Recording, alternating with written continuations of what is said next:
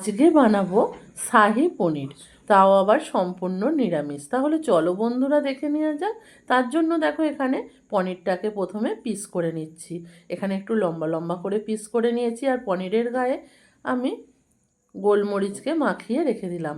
এবার একটা বাটির মধ্যে পোস্ত, চালমগজ, কাজু দিয়ে একটা পেস্ট বানিয়ে নেব। আর পনিরগুলোকে রিফাইন অয়েল দিয়ে হালকা করে ভেজে নেব।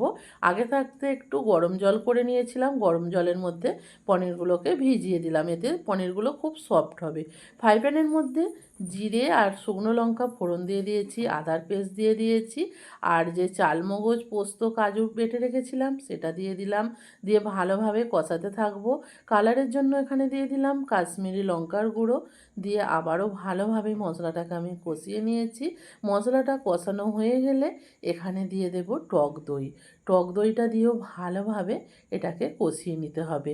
এখানে দিয়ে দিলাম জিরে গুঁড়ো, ধনে গুঁড়ো, আর দিয়ে দেব যে বাটিটার মধ্যে টক দইটা ছিল সেটাকে ধুয়ে একটু জল দিয়ে দিলাম।